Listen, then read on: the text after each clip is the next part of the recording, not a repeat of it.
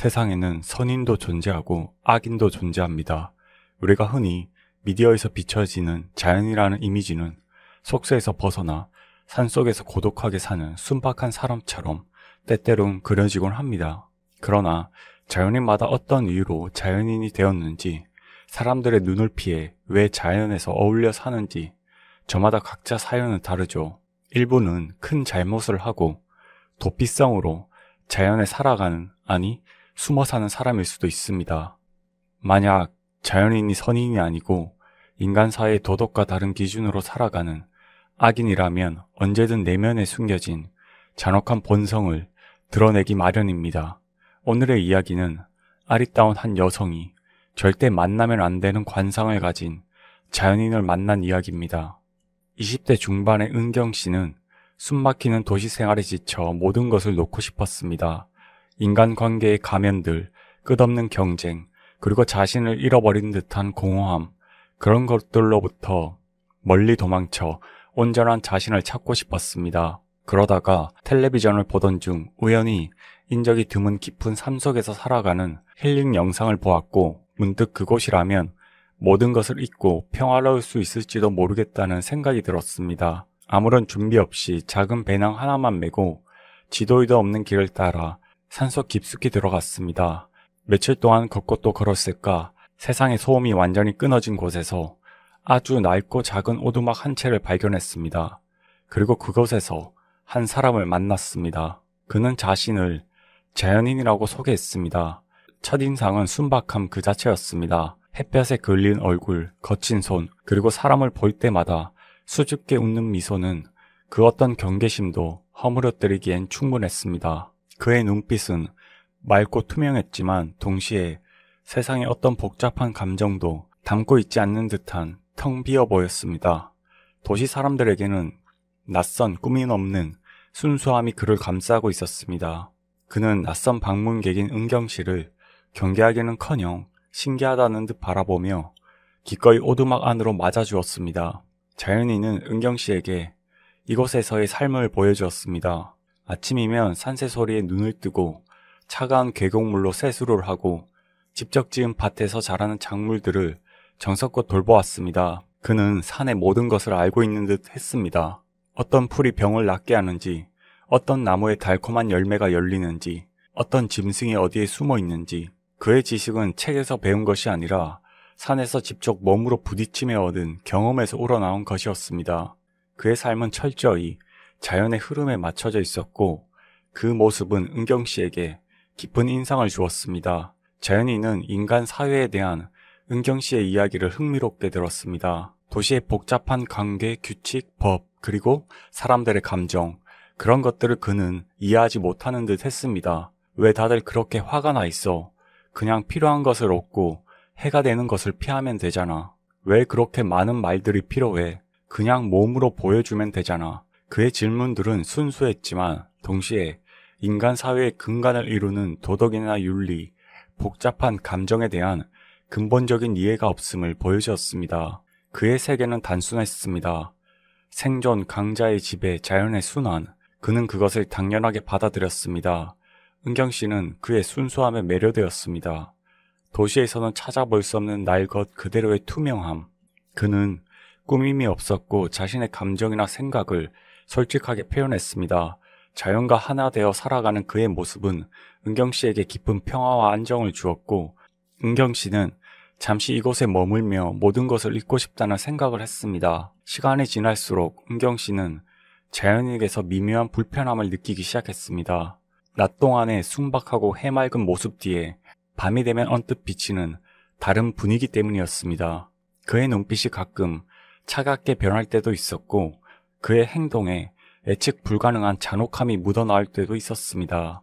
어느 날 자연인은 자신이 놓은 덫에 걸린 여우 한 마리를 가져왔습니다. 여우는 필사적으로 덫에서 벗어나려 몸부림치고 있었습니다. 은경 씨는 안타까운 마음에 여우를 풀어주자고 했습니다. 하지만 자연인은 은경 씨의 말을 이해하지 못했습니다. 그는 여우를 내려다보며 아무런 감정의 동요 없이 말했습니다. 왜? 이건 잡아먹어야 할 거야. 힘이 약하니까 잡힌 거지. 산의 이치야.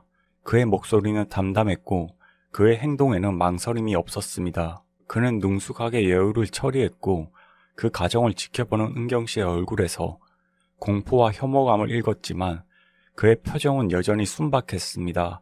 마치 연약한 먹잇감에 대한 인간의 감정을 이해하지 못하는 것처럼 말이죠.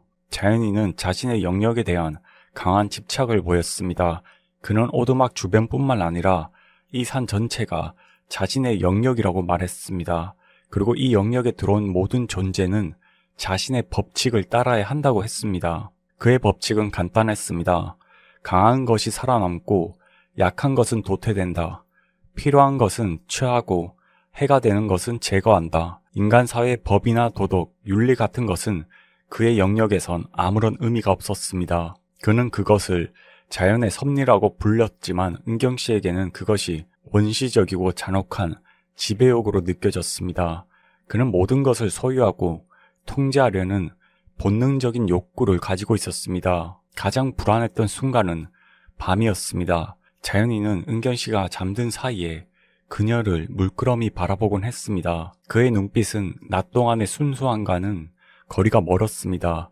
그 안에는 무겁고 깊고 어두운 욕망이 숨겨져 있는 듯 했습니다. 그것은 인간적인 애정이나 관심과는 다른 원초적인 소유욕과 집착이 섞인 눈빛이었습니다. 그는 은경 씨를 자신의 영역에 들어온 하나의 존재, 자신의 법칙에 따라 다룰 수 있는 대상으로 여기는 듯 했습니다. 마치 산속의 다른 동물들처럼 말이죠. 어느 날 밤 자연이는 평소보다 더 가까이 다가와 은경 씨의 머리카락에 손을 뻗었습니다. 그의 손길은 섬뜩할 정도로 조심스러웠지만 그 안에 담긴 의도는 노골적이었습니다. 그의 눈빛은 욕망으로 번들거리고 있었습니다. 순박했던 가면이 벗겨지는 순간이었습니다. 그는 은경 씨의 의사를 묻지 않았습니다. 그의 세계에서는 원하는 것을 취하는 것이 당연했고 약한 존재의 거부는 의미가 없었습니다. 인간의 감정, 존중, 동의, 그런 개념은 그의 머릿속에는 존재하지 않았습니다. 은경 씨는 온몸이 얼어붙는 듯한 공포를 느꼈습니다.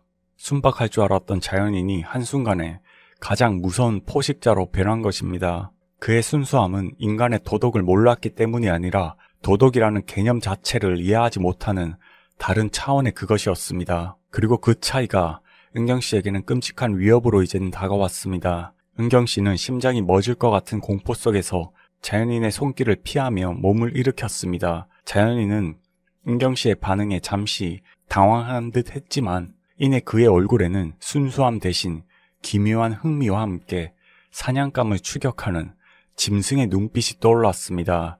그의 순박했던 모습은 완전히 사라지고 오직 잔혹한 본능만이 남아있는 듯 했습니다. 왜 그래 은경 씨, 내가 무서워?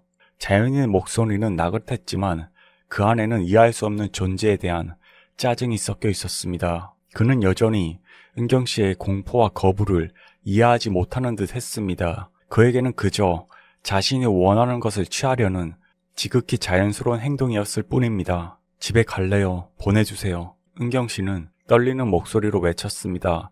자연이는 은경 씨의 말을 듣고 고개를 갸웃거렸습니다. 집? 여기가 네 집이야. 이제 여기서 나랑 같이 살 거야. 넌 내 암컷이 될 거야. 그의 말은 은경 씨를 절망에 빠뜨렸습니다. 그는 은경 씨를 놓아줄 생각이 전혀 없었습니다. 아니 애초에 보내준다라는 개념 자체가 그의 세계엔 존재하지 않는 것 같았습니다. 그는 은경 씨를 자신의 영역에 들어온 존재, 이제부터 자신의 소유가 될 대상으로만 여기고 있었습니다. 암컷이라는 단어는 그의 잔혹한 본성을 명확하게 드러냈습니다. 그에게서 관계는 감정이랑 사랑, 동의가 아닌 단순히 강자가 약자를 취하는 자연의 방식이었습니다. 자연인이 다시 은경 씨에게 다가왔습니다. 은경 씨는 본능적으로 오두막 문을 향해 전력으로 달렸습니다. 밤의 어둠과 정막은 은경 씨의 공포를 더욱 증폭시켰습니다. 뒤에서는 자연인의 발소리가 들려왔습니다. 빠르지는 않았지만 집요하고 끈질긴 발소리였습니다. 그는 서두르지 않았습니다. 마치 사냥감을 가지고 노는 짐승처럼 은경 씨가 지쳐 쓰러지기를 기다리는 듯 했습니다. 오두막 밖으로 뛰쳐나온 은경 씨는 정신없이 산길을 내달렸습니다. 발 아래 나뭇가지가 부러지고 돌부리에 걸려 넘어지기도 했지만 멈출 수 없었습니다. 뒤에서는 자연인의 목소리가 들려왔습니다. 어딜 가려고 은경씨? 산은 도망치는 곳이 아니야. 여기는 내 영역이라고 했잖아. 그의 목소리는 어둠 속에서 더욱 섬뜩하게 울려 퍼졌습니다. 그는 은경씨를 이젠 조롱하는 듯 했습니다. 은경씨는 온몸에 상처를 입고 숨이 턱까지 차올랐지만 필사적으로 발을 놀렸습니다. 그녀의 머릿속에는 오직 살아야 한다는 생각뿐이었습니다. 순박해 보였던 자연인의 잔혹한 눈빛이 계속해서 떠올랐습니다. 인간 사회의 도덕이나 규칙이 통하지 않는 이곳에서 은경씨는 이제 생존을 위해 발버둥 쳤습니다. 자연인은 산속에서는 절대적인 강자였습니다. 그는 밤의 어둠에도 익숙했고 산의 지형을 손바닥처럼 알고 있었습니다. 은경씨는 그의 영역 안에선 그저 약한 존재일 뿐이었습니다. 하지만 살고 싶다는 본능적인 욕구는 은경씨에게 초인적인 힘을 주었습니다.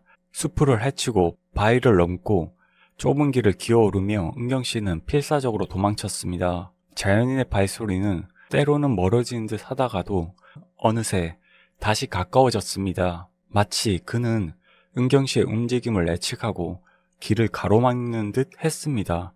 어둠 속에서 들리는 그의 기괴한 웃음소리는 은경씨의 공포를 극대화했습니다. 그것은 순박한 사람이 낼 수 있는 웃음이 아니었습니다. 마치 짐승의 울음소리 같기도 하고 인간의 광기 어린 웃음 같기도 한 소리였습니다. 얼마나 달렸을까? 은경씨는 다리에 힘이 풀려 주저앉고 싶었지만 뒤에서 들려오는 자연인의 목소리에 다시 일어설 수밖에 없었습니다. 숨바꼭질은 그만하고 이리로 와 은경씨. 밤은 위험해. 그는 마치 친절한 사람처럼 말했지만 그 말의 내용은 은경씨에게 가장 끔찍한 위협이었습니다.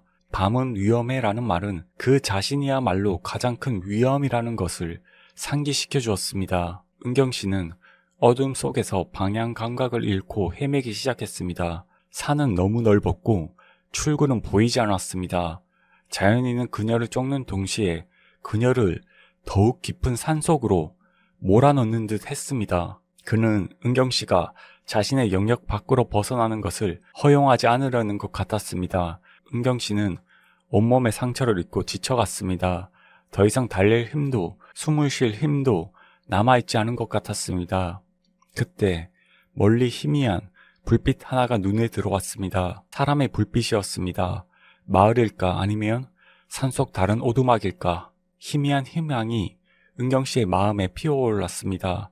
저곳까지 가면 살 수 있을지도 모른다. 은경씨는 마지막 힘을 쥐어짜내 불빛을 향해 발걸음을 옮겼습니다. 발목이 비틀리고 무릎이 꺾이는 듯 했지만 불빛을 향한 간절함이 그녀를 지탱했습니다. 뒤에서는 여전히 자연인의 발소리가 들려왔습니다.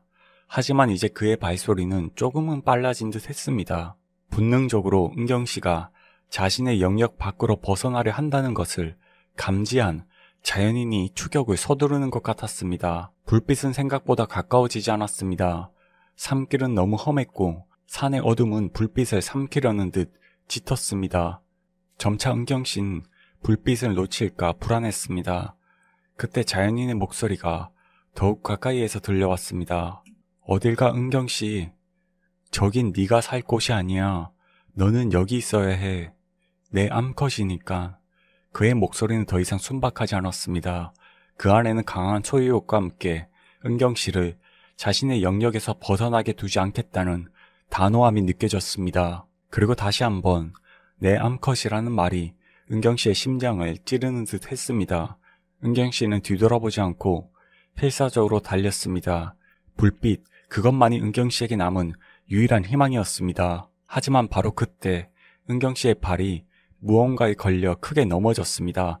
날카로운 통증과 함께 몸이 땅에 꼬꾸라졌습니다. 일어서려 했지만 발목에 극심한 고통이 느껴졌습니다. 일어설 수 없었습니다. 절망감이 온몸을 휘감았습니다. 어둠 속에서 자연인의 그림자가 다가왔습니다.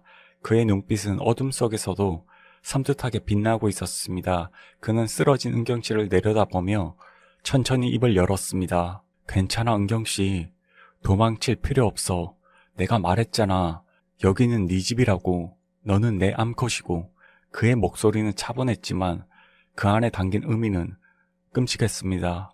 그는 은경씨를 잡아먹을 준비를 하는 포식자처럼 보였습니다. 은경씨는 눈물을 흘리며 그를 올려다보았습니다.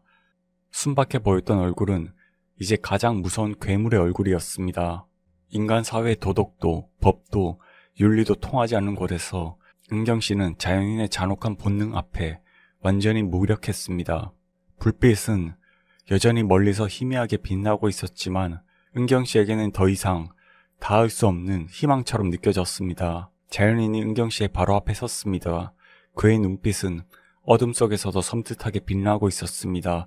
그는 쓰러진 은경씨를 내려다보며 만족스러운 듯 입꼬리를 올렸습니다. 잡았다. 그가 손을 뻗어 은경씨를 일으키려 했습니다.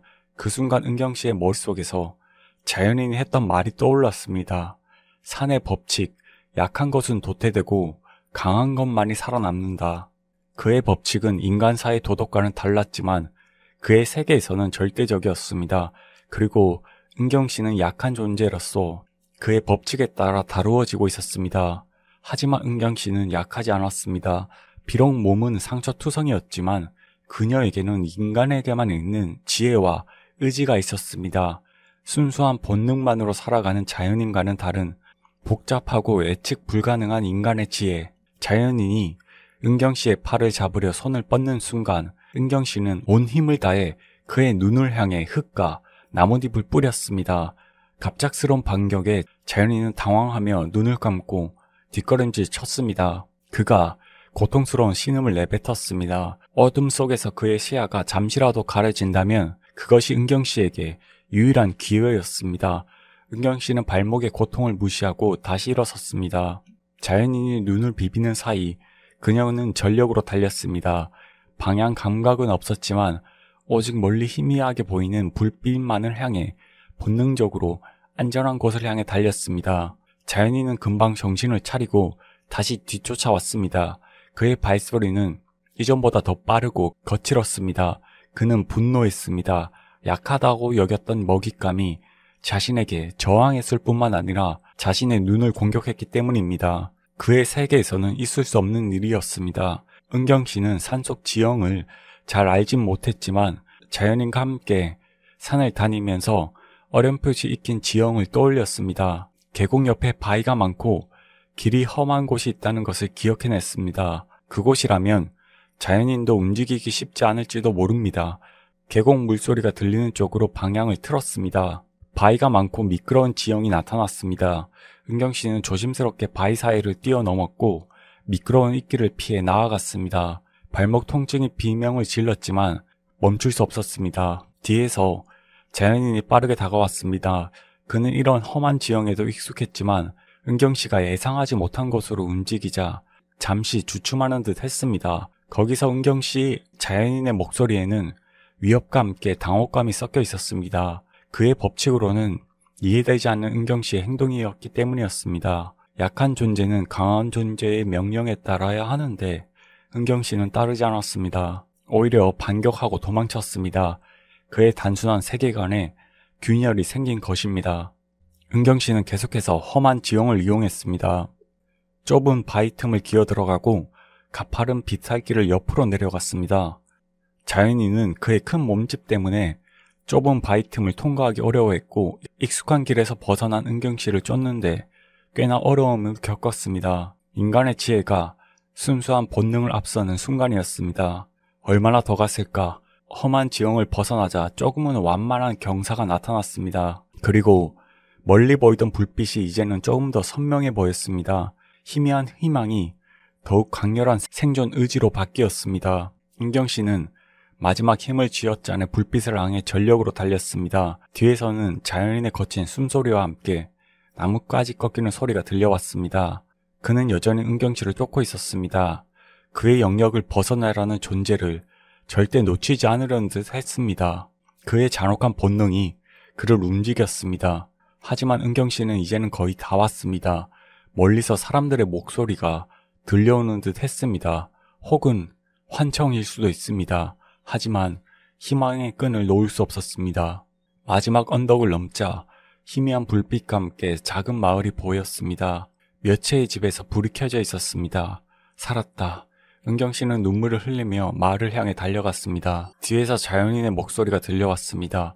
이전과는 다른 패배감과 분노가 뒤섞인 목소리였습니다. 내 영역을 벗어났구나. 그의 목소리는 더 이상 들리지 않았습니다. 은경씨는 자연인의 영역을 벗어난 것입니다. 인간 사회의 법칙이 통하는 곳으로 돌아온 것입니다. 마을의 입구에 다다르자 은경씨는 그대로 쓰러졌습니다. 만신창이가 된 몸과 마음은 더 이상 버틸 힘이 없었습니다. 마을 사람들이 놀라 달려왔습니다. 그들의 얼굴에서 인간적인 걱정과 놀라움을 보는 순간 은경씨는 자신이 지옥 같은 곳에서 살아 돌아왔다는 것을 실감했습니다. 은경씨는 병원에서 몸과 마음의 상처를 치료했습니다. 자연인에 대한 이야기는 사람들에게 충격을 안겨주었지만 깊은 산속에 사는 그를 찾기는 쉽지 않았습니다. 어쩌면 그는 다시 그의 영역으로 돌아가 인간 사회의 시선이 닿지 않은 곳에서 그만의 잔혹한 자연 법칙에 따라 살아가고 있을지도 모릅니다. 은경씨는 살아남았습니다.